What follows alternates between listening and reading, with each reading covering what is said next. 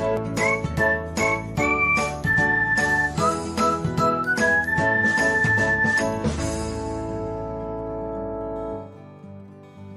everyone, welcome to another episode of Technology Glance.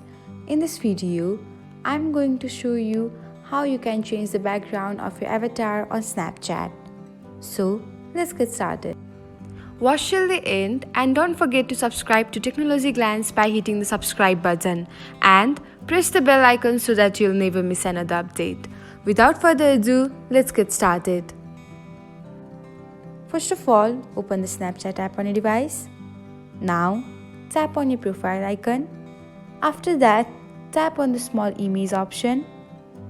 Now, choose the appropriate background you want. Once you like the background, tap on the save. And that's it. The background for your Snapchat avatar has been changed. Thanks for watching. If you found this guide helpful, we will love it if you hit the thumbs up button below. We upload great new tech tutorials like this one every day. So, don't forget to subscribe to our channel and hit the bell icon to get an update as soon as we post a video.